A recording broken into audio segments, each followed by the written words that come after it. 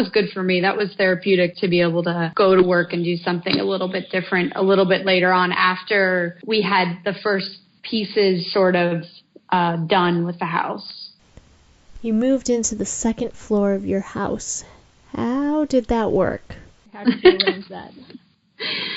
So as I said before, the first floor of the house was totally, devastated. And so we spent that month ripping down all the sheetrock, pulling up all the carpet, pretty much throwing away all the furniture. And so, the house was down to the studs basically on the first floor. We had like commercial drying units dehumidifiers to pull the moisture out of the air. And we had a kerosene heater to keep the temperature up because it had gotten cold, also to kind of help dry out the house. So after about a month, we determined that the house was sufficiently dry that it wouldn't pose a major health risk to return. And so what we had upstairs was we had 3 very small bedrooms and a bathroom. Our oldest child, Mariana, was away at college, and so we turned her room, which was probably about 12 feet by 8 feet. It wasn't a very big room, but we began to call it the everything room because it's where all of our waking time was spent. And so there was a bed in there that we could sit on as if it was a couch, and we brought the coffee pot and a microwave oven and a George Foreman grill up there. One of my family members had the kind of fridge you'd find in a college dorm room, and so we brought that up there. And so that was the room in which we prepared our meals, where the kids did homework, where we would play games, read puzzles. Yeah. And then the other 2 bedrooms were very small, so there was really just room for a bed and a dresser in them, and so we used them to sleep. And then the bathroom, luckily the one bathroom that was in the house was on the second floor, and so we continued to have that, although we had to use it for everything. And so it became common to do the dishes in the bathtub because there was really no other place to do them. And so for the next 9 or 10 months, we just lived on the second floor of the house. All through the winter, the boiler was damaged, and so we would run a kerosene heater or 2 kerosene heaters on the empty first floor, and the heat would rise, and that, along with some electric heaters, were enough to get us through the winter, but it wasn't easy. Mm-hmm. We had, speaking of people helping and mobilizing, people were very, like Pete said, like the family member offered us the micro fridge, and then somebody else said, I have this George Foreman grill I never used. Do you want it? And so people really came together in various different ways to sort of just help us in our time of need, which was really great too. And Melissa became a world-class George Foreman grill chef over those 10 months, preparing things that one could never imagine would be able to be prepared on a George Foreman grill. How did you figure out that was what you were going to do? How did we figure it out? Well, we I don't know. How did we figure it out, Pete? Crazy as it was to live on the second floor with so little, at least it was our own space, and we didn't feel like we were imposing, and we felt like we were home, even though the house itself was a shell of what it had been. It was still where we had lived, where our lives were. And so when we moved back, there was only maybe 1 or 2 other people living on our block of maybe 60 or 70 homes. The standard house on our block was only 1 story, and so for those people, the whole house was wet, and so there was no thought of returning until major work had been done. Our house was one of the few houses that had a second floor with the bedrooms upstairs, and so that allowed us to move back more quickly than a lot of other folks. And so I remember looking out at a block where it was always difficult to find a parking space, and just having our car in front of the house and the rest of the block empty like a ghost town. Yeah, it was a little weird. What was it like going through that with your kids? Kids are amazingly versatile, and so as long as we could put on a good front, they weren't very affected. It became the new normal, and so they really didn't miss a beat. Evie was very little still, and so, yeah, it was really easy just, to keep her focused on the positive. And Eli ended up going back to his class. His school had been totally wiped out by the hurricane, and so he ended up going to another local school where the building was in better shape. But they had 2 kindergarten classes now sharing a classroom that was really built for one class. And so I give the teacher his kindergarten teacher, a lot of credit, because knowing how crazy things were in everybody's home life, she really worked hard to make the school day a normal one and make it an enjoyable learning experience for the kids. And so I think that was really helpful for him as well. Yeah. And one thing about the kids, later on down the line, when it was time for him to go to first grade, he went to first grade in a different part of New York in Ossining before we were headed off to El Salvador to live. And he spent the first semester in this school. And the teacher, during the first parent-teacher, she's like, I'm just not really sure. Like, he's not really reading. And she's like, he's a smart kid. I don't understand why. And Eli had never explained the hurricane, and we never did either, because we had, it was the first month or whatever into school. And when we finally explained, the reason why he's not able to read is we went through a hurricane, and basically during that school year in kindergarten, as Pete said, like, the teachers really did the best that they could. And when you think about it, most of the children in the school at that time, they didn't have a room with like a table. Like, we didn't have a kitchen table even to think about doing homework. So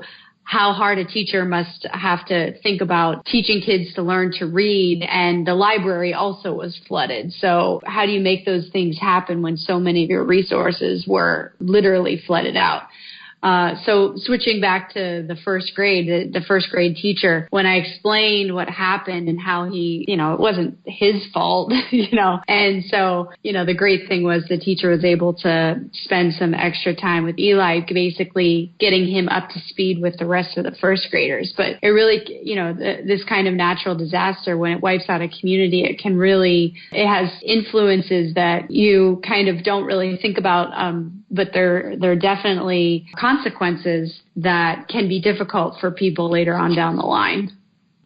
Are there other things like the schools that are maybe infrastructure related or daily life related that were impacted by the storm that you wouldn't have necessarily thought of prior to the storm, or those of us that have never experienced a storm like that probably have never thought of? We had a local hospital. Oh, that's right. And it was substantially damaged, and they ended up not rebuilding it. And so whereas we had an emergency room right in the community for, as long as anybody remembered, now all of a sudden the nearest emergency room or the nearest hospital was, a half hour away instead of being 5 or 6 minutes away, which upset a lot of people in the community. And then just things like not being able to shop. I mean, anything that you wanted to do, you needed to leave the community because businesses were slow to reopen, and they were going through the same thing that everybody else was. And so for whatever you needed, it meant getting in your car and going to a different part of Long Island or the city to get what you needed, because there just weren't stores functioning in Long Beach. And a lot of the small businesses left and never returned, too. So I'm going to jump back a little bit to something you said at the beginning. You mentioned insurance, and there were a couple of times that you've mentioned resources that you had or family support you had. How do you think that your situation might be different than someone else's situation who didn't have the proper insurance or who didn't have those family resources? Yeah, I mean, I think that being well insured was a blessing. One of my close childhood friends became an insurance agent, and I think I bought the insurance more to be a good friend than I did because I had any fear of natural disaster. But when the natural disaster did hit, we found ourselves adequately insured, which was, fortunate for us. But it certainly wasn't the case for everyone in the community. FEMA has programs that help for people who don't have insurance, but the amount of help that's given through the FEMA program is not enough that would allow someone to rebuild their house. I remember someone saying early on, FEMA's going to build us all new houses. And, the truth is that's not FEMA's mandate. That's not what they're supposed to do, and it's not what they do. They give some money to help people get back on their feet. They give, for example, a living allowance so that people could rent a house or an apartment or a hotel room while their house was uninhabitable. So, they provided that resource. Low-interest loans were made available to people who might need them to recover from the hurricane. So there were some resources available. Unfortunately, though, there were cases of people who were renters, and so they had all of their possessions destroyed. Most of them didn't have renter's insurance, and, the way the programs are set up, those people are not necessarily at the center of what the programs are designed for. And so not that there was no assistance, but to see someone who's, everything they own is destroyed in a natural disaster and there's really no blueprint for them clawing back to normalcy is a really tough thing to see and something that was experienced by, too many people. At the very beginning as well, I think Melissa mentioned something about photos. One of the listeners actually had asked specifically, how do you go forward without many of your important or needed items if you lost things like birth certificates, social security cards, old family photos, important information that was on computers, or those sorts of things? I mean, in terms of photos, there were a couple baby albums that we had lost from a couple scrapbook kinds of things that couldn't really be duplicated. And somebody had a nice camera. And so we had them take pictures. So we'd have pictures of the pictures. So we still have those. But in terms of the documents being lost, birth certificates are pretty easy to get. Ours were not actually all of our important documents, just so happened to be in a desk that was higher, an old secretary desk that had a higher shelf. So none of our documents were destroyed. But so we kind of got lucky with that. But I know birth certificates are easy to get. I don't know about the other things. I think it can be particularly hard for someone who has a lot of sentimental attachments to things to go through an experience like a natural disaster because you lose a ton of that type of stuff. Luckily, we're not people who had a strong sentimental attachment to a lot of the things that were in the house. I mean, there are still things that it's sad to lose, but for someone else, it could be really devastating. And we saw people who were just devastated by things that might not have had value to an insurance company, but were things that were very important to them, like photo albums or things that they had collected or grown child's toys or, other things that just carried a lot of memory and significance for people, and they had no choice but to put it out the trash like so many of their other belongings. Something that had, for us, that did have sentimental value that we were told we would have to get rid of and it wasn't going to work, but we decided that we didn't really care. We were going to keep it anyway, was Peter's grandfather's piano. And it was something that we wanted to try to save. And everyone said, once that salt water gets in it, it's just going to one day break. And we just saw the piano and played it about a week ago, and it's almost 5 years later, and it sounds great. So we are actually I'm really glad that we didn't follow everybody else's advice and say, oh, no, you have to get rid of it. It's not good. Or not, they didn't say you had to get rid of it, but it was like, it's not going to work. But we can say for now, almost 5 years later, it's still working. So I'm really happy that